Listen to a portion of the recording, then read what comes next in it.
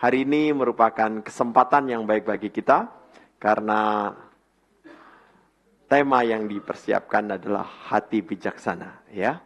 Ini adalah suatu ungkapan dan tema yang penting untuk menyiapkan hati kita. Nah, Bapak Ibu Saudara sekalian, kita akan melihat satu ayat terlebih dahulu, selain beberapa ayat nanti yang kita lihat. Pertama dari Mazmur 90 ayat 2, ya. Baik, mari kita baca ayat ini bersama-sama. 1, 2, 3. Ajarlah kami menghitung hari-hari kami sedemikian, hingga kami beroleh hati yang bijaksana. Di situ ada 3 kata terakhir, hati yang bijaksana.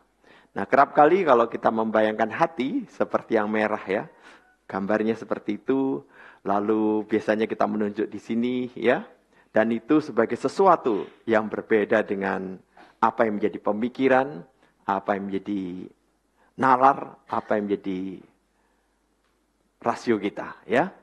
Nah, tetapi di dalam Alkitab juga disebutkan dari dalam hati keluar pikiran-pikiran. Dengan demikian saya lebih menggambarkan semacam ini, ya. Jadi letak hati itu dari sini, ya. Jadi saya menganggap hati juga di sini, perasaan di sini, kehendak di sini, karena areal yang mengolah rasio atau mengolah pemikiran memang di sini. Itu sebabnya saya lebih memilih gambar semacam ini, ya. Nah, Bapak Ibu, saya mengajak kita melihat satu ayat lagi yang menjadi isi hati Paulus, ya. Di dalam Roma 12. Saya akan bacakan. Karena itu, saudara-saudara, demi kemurahan Allah, aku menasihatkan kamu, supaya kamu mempersembahkan tubuhmu sebagai persembahan yang hidup, yang kudus, dan yang berkenan kepada Allah. Itu adalah ibadahmu yang sejati. Nah, ayat kedua tersangkut paut apa yang menjadi gambaran kita. Janganlah kamu menjadi serupa dengan dunia ini, tetapi berubahlah oleh pembaruan budimu. Nah, kata budi, dulu kita juga pikir ada hati yang semacam sini. Di dalam bahasa aslinya adalah akal budi atau berkaitan dengan bagaimana kita berpikir, berperasaan, berkehendak dan sebagainya. Sehingga kamu dapat membedakan manakah kehendak Allah, apa yang baik, yang berkenan kepada Allah dan yang sempurna. Nah, hati yang bijaksana, hati yang bagaimana? Hati yang bisa membedakan manakah kehendak Allah, apa yang baik, yang berkenan kepada Allah, dan yang sempurna. Nah, Bapak Ibu Saudara sekalian, di dalam kitab berpikir mengenai hati yang bijaksana, Musa pada waktu tua merenungkan bagaimana usia manusia itu makin pendek. Saya kalau perhatikan ya tulisan Musa itu kaget. Saya membayangkan perasaan, emosi, kekagetan Musa. Dia menulis umur Adam di dalam Kejadian pasal 5, 900 tahun lebih. Lalu keturunannya ada yang 800 tahun lebih. Keturunannya lagi 777 tahun. Keturunannya lagi 600 tahun. Keturunannya lagi 500 tahun. 400 tahun. 300 tahun. 200 tahun. Dia sendiri umurnya 120 tahun. Lalu yang lihat orang-orang Israel itu umumnya mati umur 70-80. Coba Anda bayangkan 70 dengan Adam. Dia penulis. Loh. Apa dia akan menyimpulkan? Wah, makin panjang nih. Tidak. Dia menyimpulkan, loh kok makin pendek? Dulu yang masa remaja, kalau kita 60 tahun usia tua, maka seperempatnya 15 tahun itu adalah masa remaja. Nah, masa remajanya zaman dulu 900 bagi 4 kira-kira 225. Itu masih main basket 225. Masih pacaran. Kita belum 125, belum sudah keburu mati semua. Nah, Musa tahu umur dia sudah tua. Yang dia mohonkan apa? Hati yang bijaksana.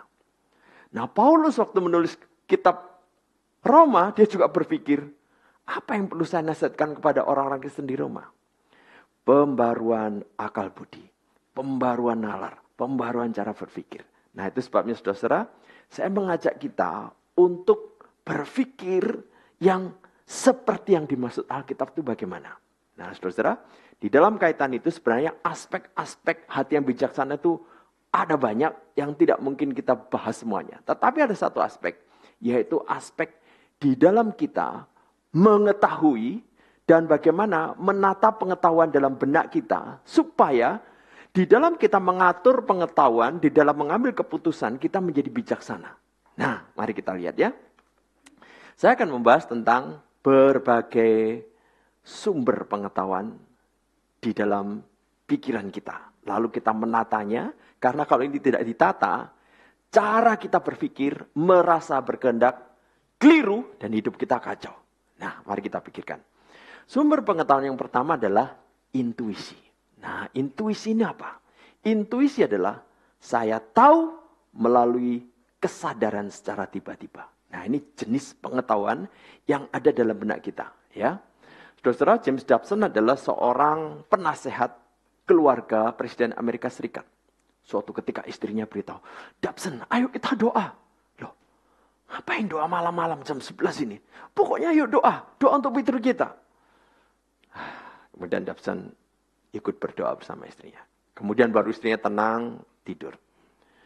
Nah, kira-kira jam 1, ada yang ketok pintu dengan keras. Cepat-cepat Dobson bangun, bukakan pintu.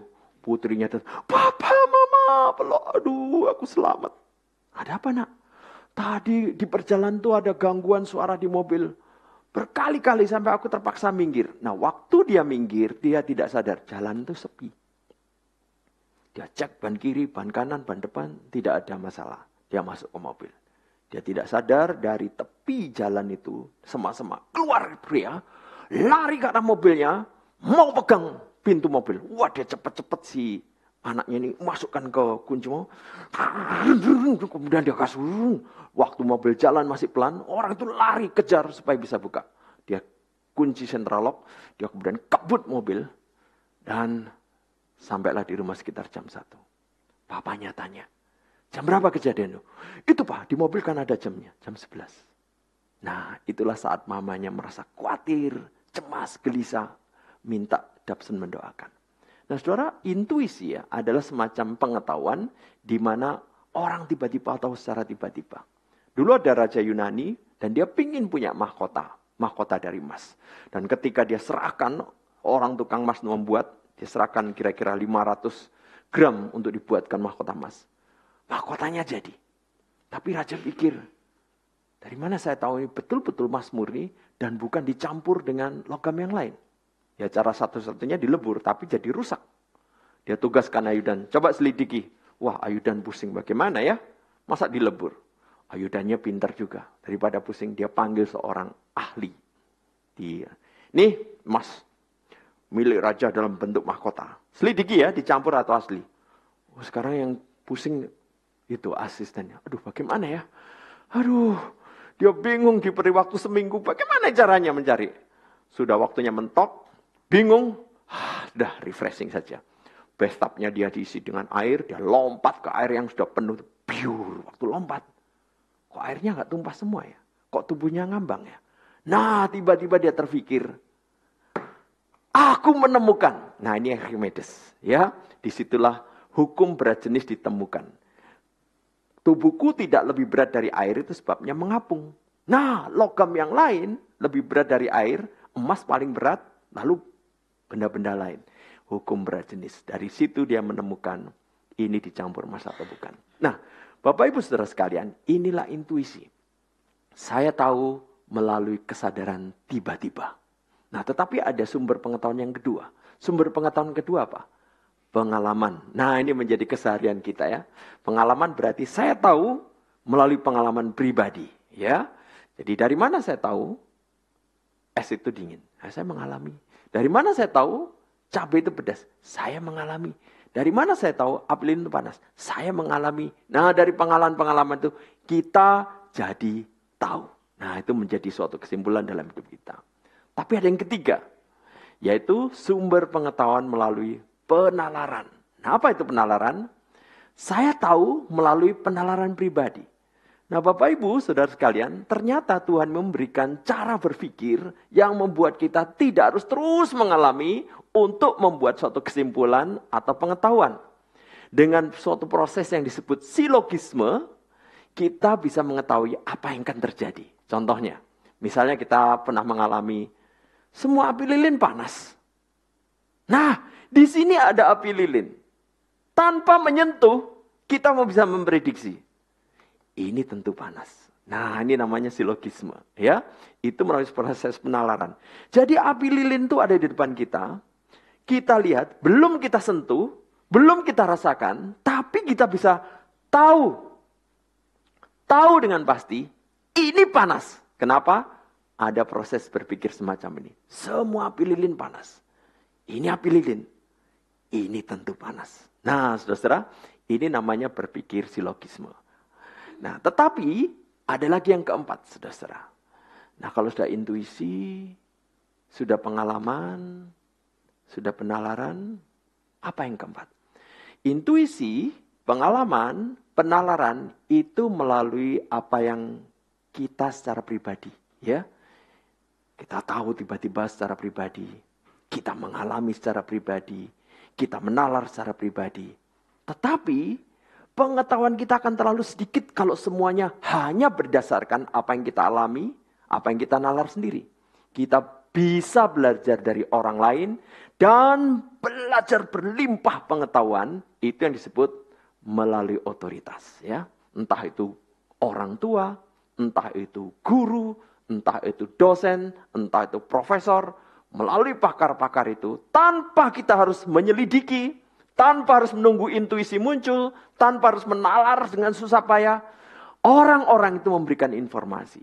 Misalnya, ya, jadi otoritasnya saya tahu melalui pemberitaan orang lain yang kita anggap lebih tahu, lebih pakar, lebih pintar. Ya, contohnya, percepatan gravitasi bumi. Ada yang pernah mengukur? Tidak pernah. Saya juga tidak pernah.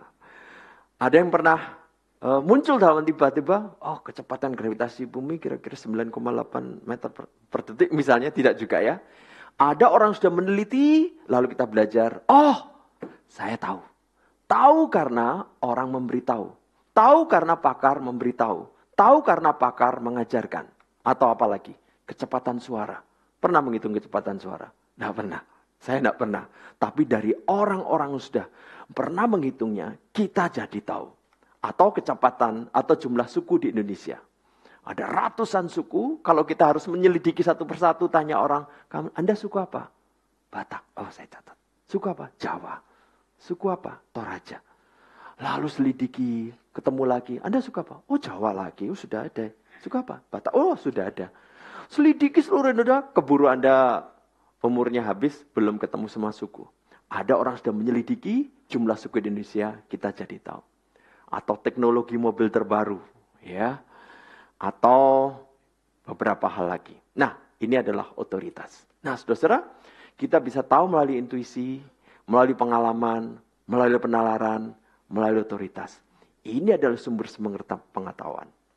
Adakah sumber pengetahuan lain yang harus kita pertimbangkan di dalam kita memiliki hidup yang berbijaksana, mempertimbangkan supaya bijaksana, supaya tepat, akurat dalam hidup? Ada, Bapak Ibu. Apa itu? Wahyu. Nah, wahyu itu apa? Wahyu berarti saya tahu karena Allah memberitahu. Saya tahu karena pemberitahuan Allah. Nah, saudara, bayangkan kalau Allah tidak memberitahu. Kita akan kebingungan dan tidak tahu. Apa yang diberitahukan Allah? Yang tidak mungkin muncul dari intuisi kita, tidak mungkin muncul dari pengalaman kita, tidak mungkin muncul dari penalaran kita, juga tidak mungkin muncul dari orang-orang pintar untuk mereka mengalami, menalar sendiri. Kecuali Allah memberitahu. Dan jika Allah tidak memberitahu, kita menjadi orang yang kebingungan, gelisah, penasaran, bahkan binasa. Contohnya apa? Kita tahu nama-nama Allah karena Allah memberitahu. Allah memberitahu namanya, Allah yang menyediakan, Yehovah Jireh. Kita tahu Allah adalah pribadi yang maha tinggi di alam semesta. El Elyon. Kalau Allah tidak beritahu, kita tidak tahu. Kita tahu Allah itu maha kuasa. El Shaddai. Dari Allah memberitahu. Jika Allah tidak beritahu, kita tidak tahu. Dan kita tidak tahu siapa harus kita sembah. Siapa yang harus kita pedulikan. Siapa yang harus dan paling kita hormati. Nah, saudara-saudara, kita juga tidak tahu sifat-sifat Allah. Jikalau Allah tidak memberitahu kita. Padahal berada di dunia milik Allah, jikalau tidak tahu sifat-sifat Allah, bisa jadi kita menyakitinya, membuatnya tersinggung, membuatnya murka, dan kita mendapatkan kerugian, penderitaan yang mengerikan. Atribut-atribut Allah atau kehendak Allah, ini hal-hal yang penting yang menentukan hidup kita. Yang jikalau tidak Allah beritahu, kita awam untuk hal yang sangat penting, ini fatal sekali. Tak mungkin kita hidup berbijaksana tanpa mengenal hal semacam ini. Apalagi tidak mengenal kasih Allah yang tidak berubah, yang tidak terbatas, yang tidak terhingga. Tanpa mengenal kasih Allah semacam ini, hidup kita akan terus gelisah, bimbang, dan tergantung perasaan kita, tergantung perasaan orang lain. Hati kita tidak pernah mantap, di mana kita bisa mendapatkan kasih yang betul-betul asli, murni, abadi. Apalagi kesucian Allah. Jikalau kita tidak mengenal kesucian Allah, hidup kita sembarangan, tanpa sadar ada murka Allah yang tersedia. Nah, saudara-saudara, ini adalah kenyataan yang membuat kita harus berpikir. Sumber-sumber pengetahuan ini menjadi pertimbangan di dalam kita hidup. Sehingga jikalau kita bisa memadukan semuanya, hidup kita berbijaksana. Nah, saudara-saudara, jikalau kita tidak diberitahu Allah, kita tidak tahu dunia ini ada awalnya, dunia dicipta oleh Allah. Saya bacakan satu ayat. Beginilah firman Tuhan yang menciptakan langit, dialah Allah yang membentuk bumi dan menjadikannya. Saudara tentu sudah pernah membaca buku-buku yang menginformasikan dunianya ada dengan sendirinya. Kenapa? Mereka tidak tahu Allah sudah memberitahu kepada manusia bahwa Allah mencipta. Nah, saudara-saudara sekarang perhatikan, ini adalah 5 sumber pengetahuan kita. Waktu kita mengetahui 5 sumber pengetahuan ini, hidup atau hati yang berbijaksana bagaimana? Pikiran yang perbarui bagaimana? Pikiran yang perbarui, hati yang berbijaksana adalah menata mana yang harus lebih tinggi, mana yang lebih utama, mana yang penting dibandingkan yang lain. Pak, kalau begitu bagaimana menata semua informasi? Intuisi kayak tadi James Dobson, pengalaman itu penting. Pengalaman sehari-hari juga penting. Penalaran penting. Pemberitahuan dari orang lain juga penting. Wahyu dari Allah penting. Nah, Bapak Ibu Saudara sekalian, pengetahuan dari Allah itu sempurna adanya. Komplit adanya. Komprehensif adanya. Menyeluruh adanya. Maka posisi atau pengaturannya bagaimana supaya hidup kita berbijaksana semacam ini. Nah, saudara, supaya kata otoritas tidak membingungkan kita dengan otoritas Tuhan, maka kata otoritas saya ganti dengan kata tokoh. Entah itu tokoh dalam keluarga, tokoh dalam dunia akademis, atau tokoh masyarakat dan sebagainya. Lalu, yang lebih tinggi dari sumber pengetahuan ini apa? Wahyu. Sumber pengetahuan dari Allah lebih tinggi dari segala sumber pengetahuan yang lain. Lalu saudara-saudara, kira-kira semacam ini. Ya, jadi saudara-saudara, intuisi sekalipun begitu kuat dan meyakinkan, harus dibandingkan dengan sumber pengetahuan tertinggi. Nah, nanti saya akan bahas satu persatu. Pengalaman sekalipun begitu kuat meyakinkan, perlu diricek dengan wahyu dari Allah. Demikian juga penalaran, demikian juga pengajaran tokoh. Nah, kata wahyu, kita percaya informasi dari Allah, pemberitahuan dari Allah, yang sah, yang valid, yang betul-betul benar adalah Alkitab. Itu sebabnya susunannya jelas semacam ini. Nah, saudara, mari kita pelajari satu persatu dengan cepat. Intuisi, sekalipun itu begitu jelas dan meyakinkan, harus dicek dengan apa yang dikatakan Alkitab. Di Korea ada seorang pemuda tanya seorang temannya. Nah, temannya itu seorang yang tekun belajar Alkitab. Nah, pemuda ini saya tak tahu yang tanya ini sudah belajar Alkitab atau belum. Tapi dia tanya, kamu lihat perempuan itu. Ya, kenapa? Cantik kan? Ya, cantik. Nah, perempuan Korea banyak yang operasi plastik, ada juga yang normal. Tapi pokoknya entah bagaimana, menarik. Jadi temannya, ya cantik. Kamu tahu? Dia calon istriku. Loh, kok kamu bisa menyimpulkan begitu? Aku sudah ngobrol berapa kali. Baru berapa kali ngobrol tuh dari tatapan matanya, gerak-geriknya, gesturnya. Seperti sudah berdialog ribuan kata. Jadi aku tahu dia calon istriku. Intuisiku mengatakan dia calon istriku. Dia pasti istri yang cocok. Istri yang tepat. Istri yang baik. Aduh, santun, baik, ramah, hospitality, friendliness. Udah, aku yakin dia calon istriku. Nah temennya terpesona lihat urean. Wah, tatap muka, dialog ribuan kata. Nah, mungkin dia belum punya pacar ya. Seperti apa ya? Nah, dia takjub. Tapi dia katakan, jangan. Loh, kok jangan? Udah, kamu jangan deketi cewek itu lagi. Loh, intuisiku mengatakan dia calon istriku.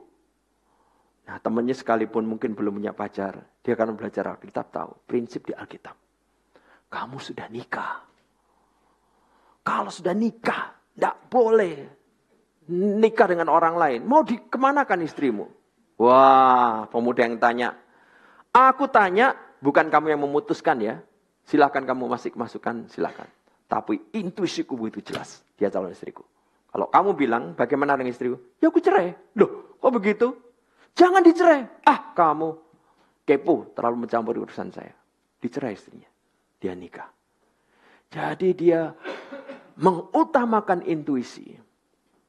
Dia memutuskan bagaimana hidup hari depannya. Tidak mericek kepada sumber pengetahuan tertinggi dan prinsip dari Alkitab. 3 bulan kemudian pemuda ini nangis. Iya, ternyata dia cuma cari hartaku. Setelah aku mengalami krisis dalam bisnisku. Dia tinggalkan aku. Cari cowok lain. Nah, andai kata waktu itu dia nuruti nasihat dari teman yang belajar sumber pengetahuan tertinggi dari Alkitab. Dia tidak perlu mengambil keputusan salah. Sekalipun intuisi kuat, sekalipun kelihatan perempuan itu naksir dia. Sudah stop. Larangan dari Allah, informasi dari Allah. Kalau sudah nikah, setialah. Begitu. Jadi saudara, ini prinsip ya. Demikian juga mengenai pengalaman. Pengalaman sekalipun begitu jelas. Perlu dicek dengan wahyu. Ada seorang pemuda yang mengalami krisis. Waktu krisis dalam pekerjaannya, istrinya kemudian merasa, wah gak ada harapan lagi untuk terus bersama suaminya.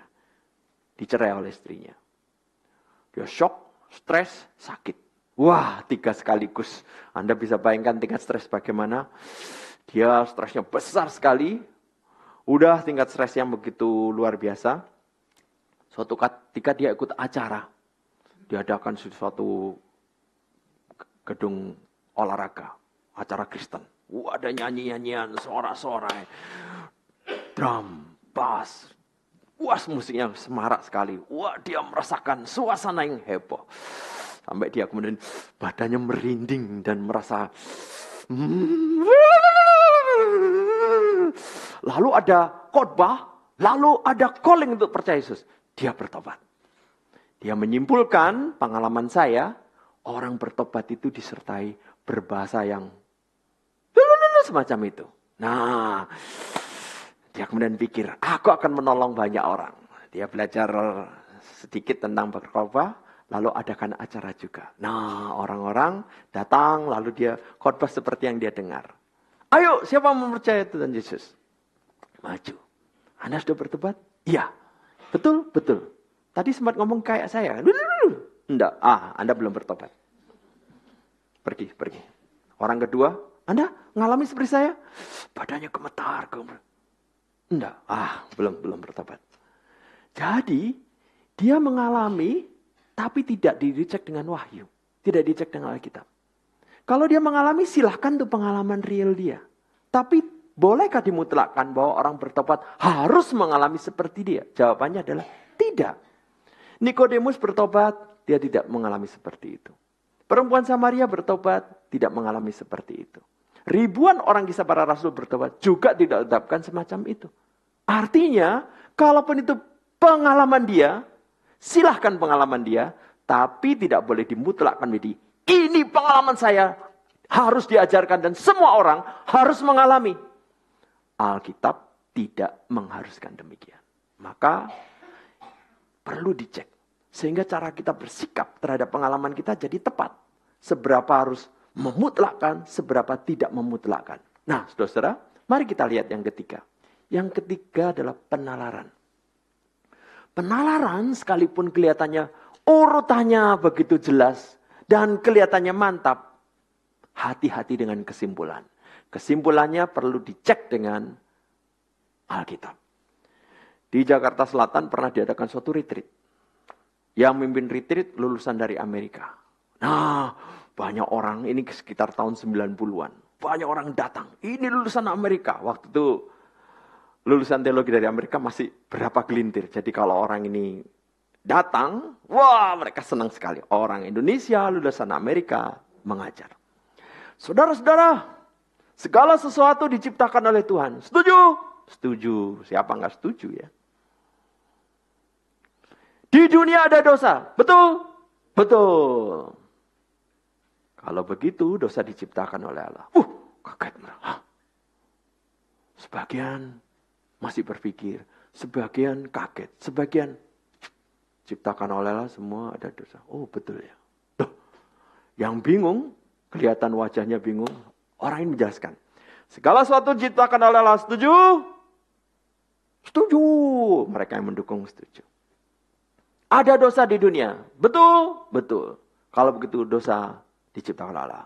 Wah, yang tadi sudah setuju. Ya benar.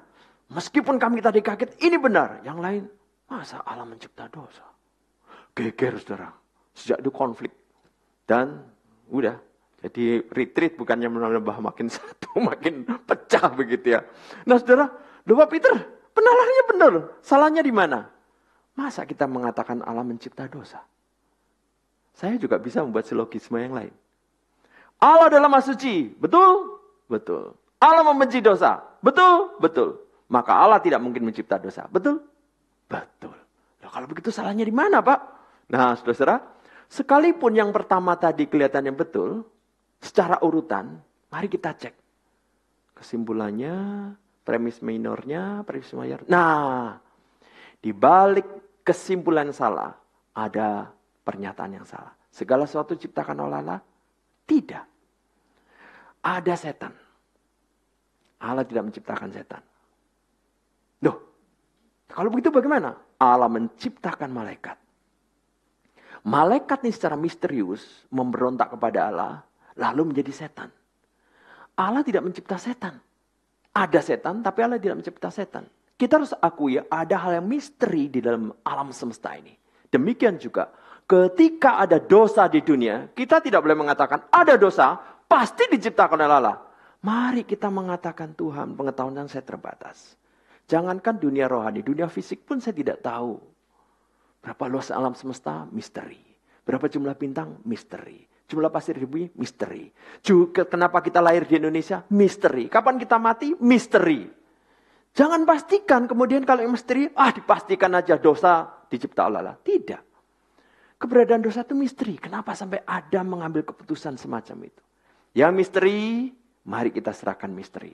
Tapi jangan telak-telak mengambil kesimpulan, ada dosa, ada setan, Allah yang mencipta. Ya pasti tidak, kita tidak setuju.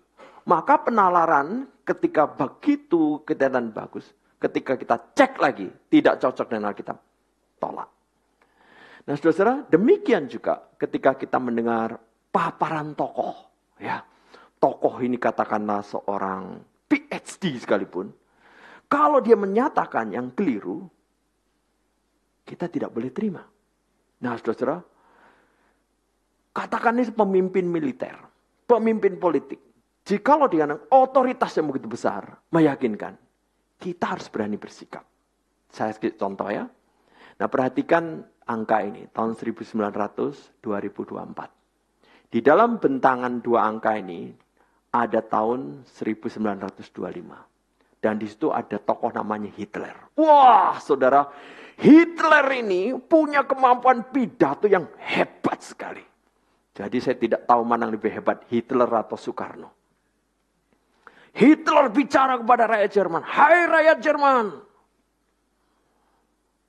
Di antara seluruh manusia di dunia yang evolusi, hanya satu ras yang sudah selesai evolusinya. Dan sudah menjadi manusia, yaitu ras Arya. Wah, Anda bayangkan proudness mereka, harga diri mereka, keyakinan mereka. Oh, jadi kita ini satu-satunya manusia yang sudah jadi manusia beneran. Yang lain masih binatang. Lalu kalimat berikutnya mengerikan. Kita yang sudah jadi manusia, jangan biarkan kawin dengan makhluk-makhluk lain yang masih dalam proses evolusi. Binatang-binatang sekitar kita. Dan siapa yang binatang ini maksudkan? Orang Yahudi, orang kulit hitam. Ya untung orang kulit Indonesia pas di sana. Kalau ada mungkin orang Indonesia juga. Masih proses semua. Maka supaya tidak terjadi perkawinan antara manusia dengan binatang, kita selesaikan secara integral. Dulu saya pikir integral itu apa? Ternyata yang maksud apa? Bantai mereka. Hah? Jadi saya menyaksikan dalam film yang berdasarkan kisah nyata. Ada penjaga kamp konsentrasi. Bangun tidur. Oh ada senjata. Oh dia lihat ada orang Yahudi lagi. Mati. Nembak binatang kok. Dia saudara ini mengerikan sekali. Apakah karena dia begitu hebat di dalam berretorika. Memiliki pasukan Jerman yang begitu mempesona Eropa. Kemudian kita diam. Dan saudara saya beritahu kaget sekali. Pemimpin-pemimpin gereja di masa itu diam. Menyatakan kesetujuannya. Kecuali satu orang, yaitu Bonhoeffer. Jadi saudara, karena pemimpin-pemimpin gereja diam, tidak cek dengan Alkitab, maka pejabat militer Hitler merasa dapat dukungan. Dan ini yang merugikan Jerman. Nah saudara saya jelaskan sedikit. Kenapa Hitler berpikir demikian? Ini ya kalimatnya. Saya kutip dari Harari. Saya tidak setuju apa yang tulis oleh Harari. Tapi dia mengkutipnya. Ras Arya bentuk umat manusia yang paling maju harus dilindungi dan dipelihara. Sementara jenis Homo sapiens rendah seperti Yahudi dan keterbelakangan mental harus dikarantina dan bahkan dimusnahkan. Dan ras Arya di dalam kutipan lain adalah satu-satunya yang mungkin akan jadi super, manusia super. Nah saudara, kenapa dia sampai berpikir semacam ini? Perhatikan tahun ini, 1912, 1953. Tahun 1912, ada namanya Charles Davison. Nah, Charles Davison ini menemukan, saya beri tanda petik ya. Kenapa tanda petik? Nanti saya beritahu. Pada tahun 1912 dia menemukan tengkorak yang dianggap transisi antara kera dan manusia. Dan ini menghebohkan dunia karena dianggap penemu fosil transisi manusia dari kera pada manusia. Sehingga ilmuwan Inggris mencuat di dunia dan dia mendapat gelar Sir Charles Davison dari Ratu Elizabeth. Ini tengkoraknya. Anda kalau ke British Museum di London Anda akan melihat tengkorak ini.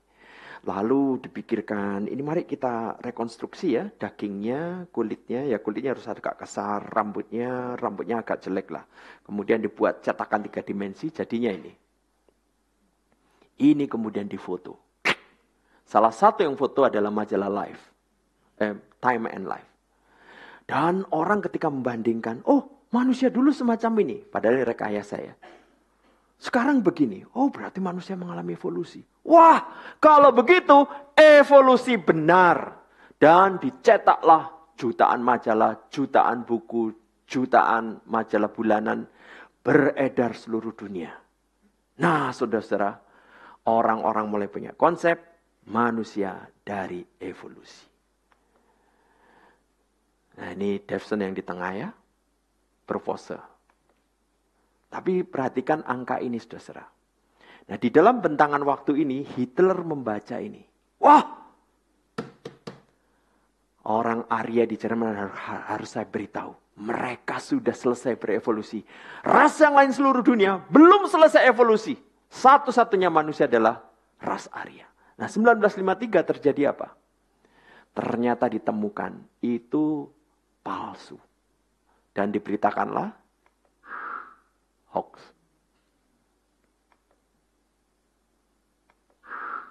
Hoax. Jadi hoax sudah ada dari dulu ya. Forgery.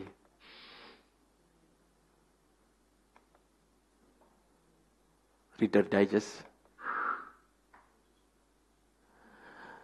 Dan yang memprihatinkan, saat 1912 itu New York Times memberitakan seluruh Amerika, "Hai, manusia terbukti dari evolusi kera." Tapi kemudian 40 tahun kemudian New York Times secara sportif memuat berita koreksinya. Ini. Nah, ini saya akses kemarin, 22 Juni 2024. Ya. Nah, saudara-saudara, dengan kata lain, ini belum terbukti. Belum terbukti.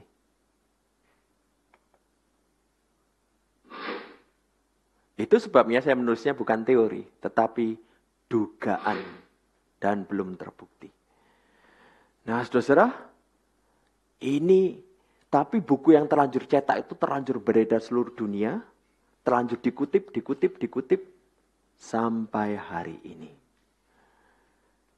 Jadi ketika itu ada pembongkaran penipuan, banyak orang belum tahu dan terlanjur terus pakai buku itu. Tahun 1953 terbongkar, 1975, saya kelas 5 SD. Diajar oleh guru saya, "Anak-anak, mulai hari ini kalian harus sadar ya. Kalian memang selama ini diajar, kalian dicipta oleh Allah. Tetapi mari kita lihat buku biologi dibagikan. Halaman sekian. Kalian sebenarnya dari kera." Hah? Kaget saya. Saya baru tahu guru saya dari kera juga.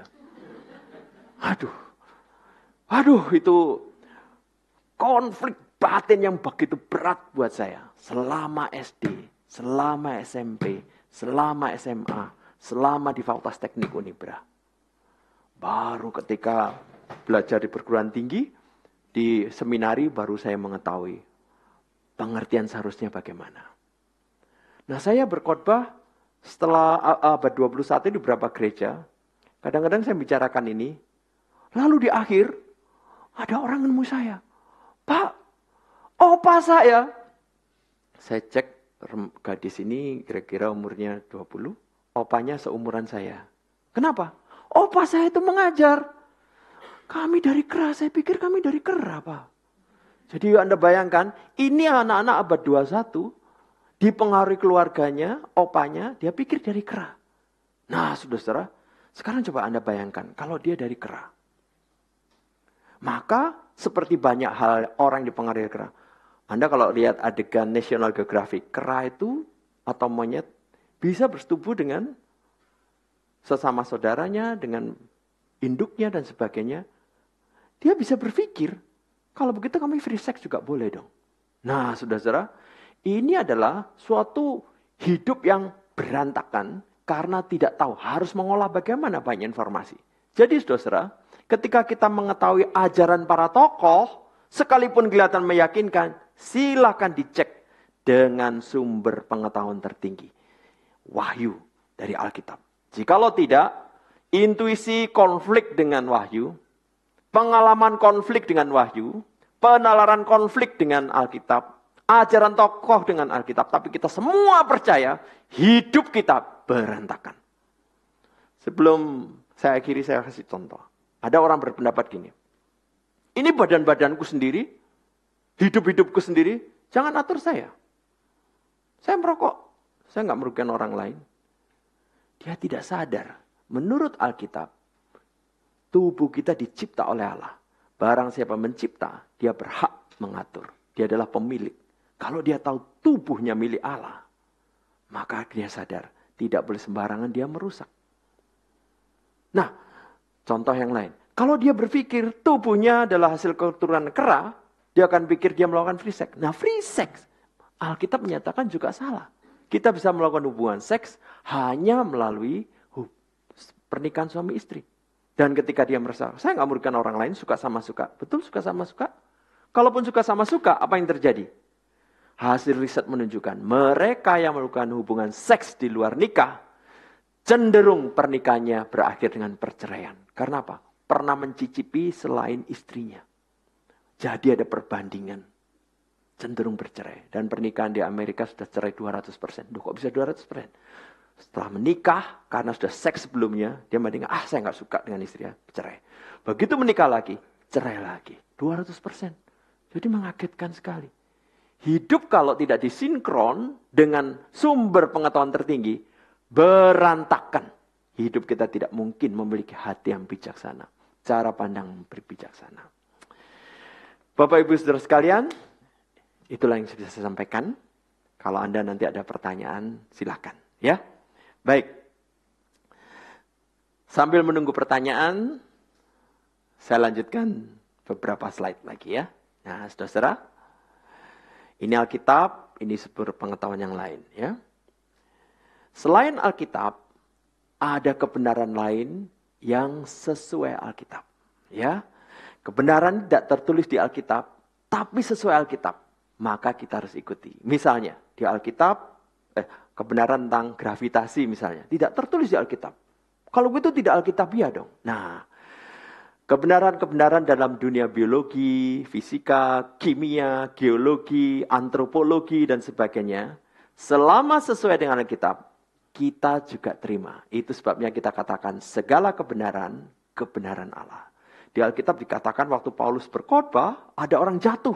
Nah, tidak dijelaskan di Alkitab, jatuhnya karena faktor gravitasi. Ya, tetapi kemudian hari orang menemukan oleh Newton, ada hukum gravitasi. Nah, kita menjadikan ini sebagai suatu dalil dalam hidup kita. Lalu, ada juga kebenaran semacam ini. Kebenaran yang tidak bertentangan dengan Alkitab. Ya, kalau bertentangan, ya kita jelas-jelas tolak. Ya, tapi kalau kebenaran tidak bertentangan dengan Alkitab, ya kita bisa terima. Ini yang diajarkan oleh Martin Luther. Nah, saudara, kalau kita bisa tahu urutan semacam ini, hidup kita lebih beres. Ya, lalu saya tambahkan dengan satu slide lagi. Kaitannya dengan Tuhan Yesus Kristus bagaimana? Nah, perhatikan. Nah, di sini. Sekarang saya beritahukan pada Anda 3 jabatan penting Tuhan Yesus hari ini. Tuhan Yesus adalah Raja Gereja atau Kepala Gereja. 2, Tuhan Yesus Kristus adalah Raja Kerajaan Allah. 3, Tuhan Yesus adalah Raja alam semesta fisik yang kita diami ini. Nah, 3 jabatan ini digabung secara terpadu pada Yesus Kristus.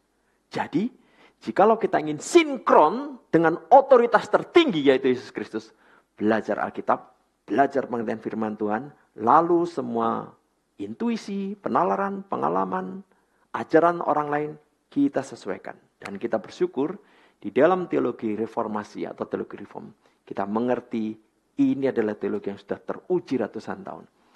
Kita belajar Alkitab baik-baik, kita belajar teologi dengan baik-baik ya. Terima kasih. Silakan kalau ada pertanyaan ya. Ya, silakan.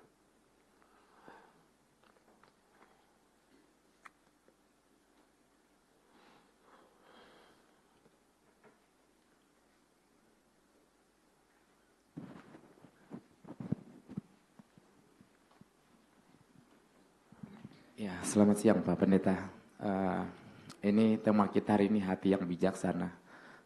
Bagaimana menurut pandangan Pak Pendeta tentang kekekalan energi Pak, supaya kita bijaksana yang nggak ada habisnya gitu ya. Menurut firman Tuhan seperti apa? Terima kasih. Iya. Hukum kekekalan energi itu ada beberapa ya, termasuk misalnya energi tidak bisa hilang tetapi berubah bentuk ya. Contohnya kalau kertas ini saya jatuhkan, dia akan berbunyi. dalam posisi semacam ini, dia punya energi. Energi apa? Energi potensial. Begitu dia lepas dari tangan saya, ini menjadi energi kinetik karena ada faktor gravitasi juga.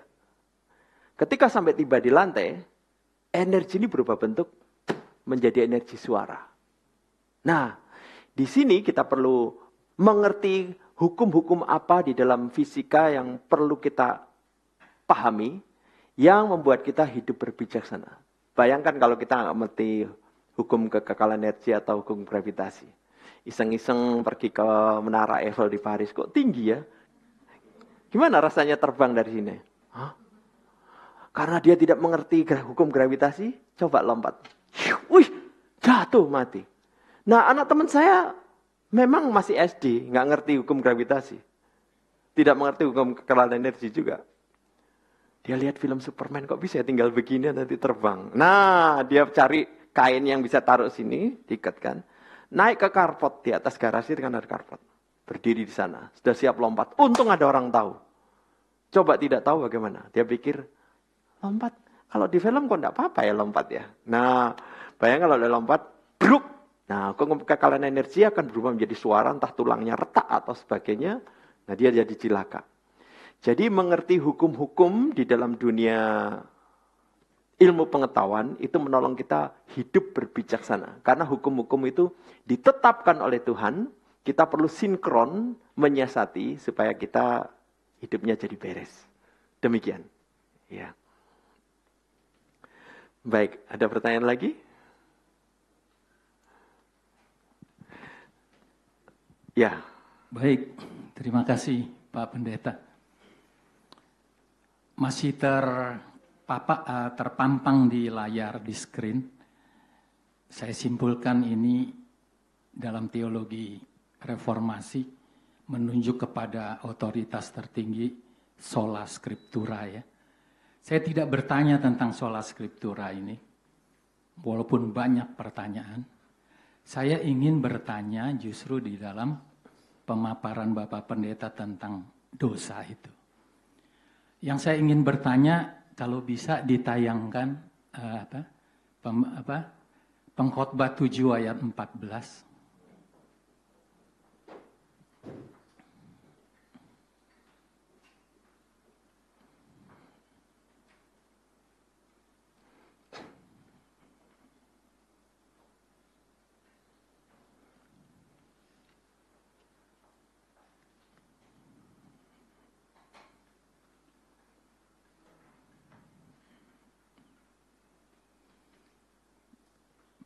Kita bisa lihat pada hari mujur bergembiralah, tetapi pada hari malang ingatlah bahwa hari malang ini pun dijadikan Allah seperti juga hari mujur, supaya manusia tidak dapat menemukan sesuatu mengenai masa depannya. Ditambahkan satu lagi, Yesaya 45 ayat 7.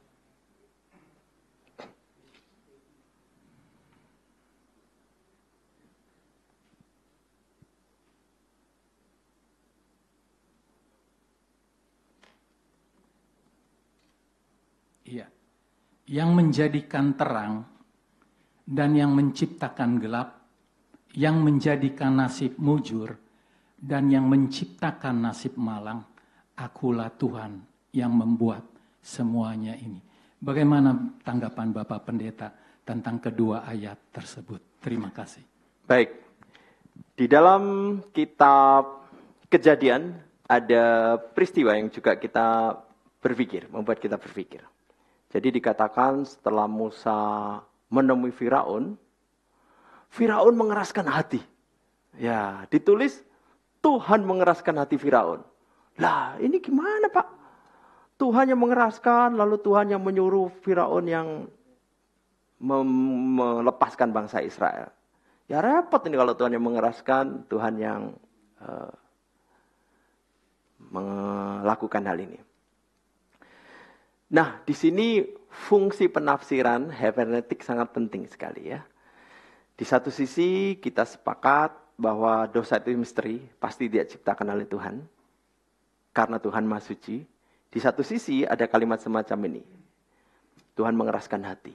Kalau begitu Tuhan yang sengaja untuk membuat Firaun keras hati, atau sengaja Tuhan menciptakan hari malang dan sebagainya. Maka di sini, di dalam kita mengerti bahwa Tuhan juga mengatur segala sesuatu, maka kita percaya Tuhan di dalam mengatur kehendak bebas manusia, saat manusia akan memilih yang jahat, yang keliru, mengambil keputusan yang salah, Tuhan aktif dalam apa? Dalam pengertian tidak mencegahnya. Bukan dalam arti Tuhan yang mendorong manusia melakukan. Bukan dalam arti Tuhan aktif dalam arti sengaja menjadikan itu untuk membuat manusia mengalami kemalangan. Tuhan aktif sengaja tidak mencegahnya. Jadi mari kita lihat contoh pertama dalam kisah Adam. Ya, kisah Adam itu membuat kita berpikir keras. Kok Adam dan Hawa makan buah padahal dilarang oleh Allah? Alternatifnya adalah Adam tidak pilih itu dan dicegah Tuhan. Nah, nanti pertanyaan anak cucu Adam adalah, kalau begitu Allah mencipta Adam seperti robot dong, harus mengambil keputusan seperti yang Tuhan rencanakan.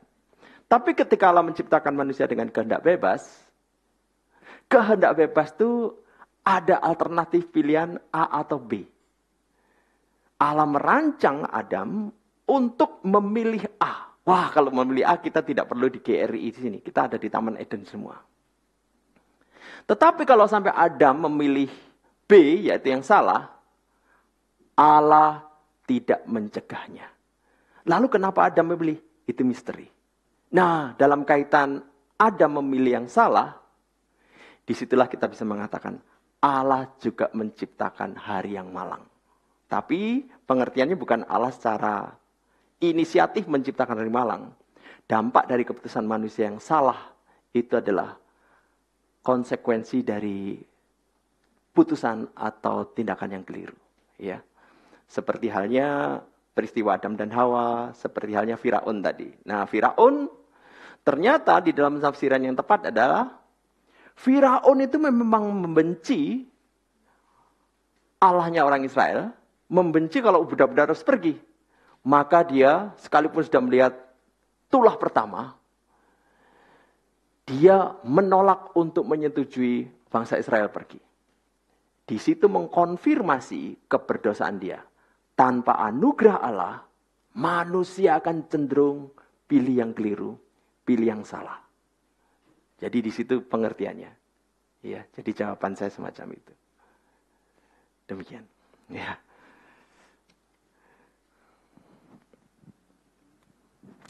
Ada pertanyaan berikutnya?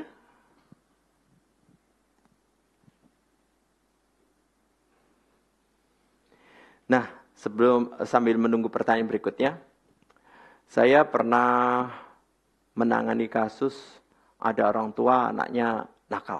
Ya.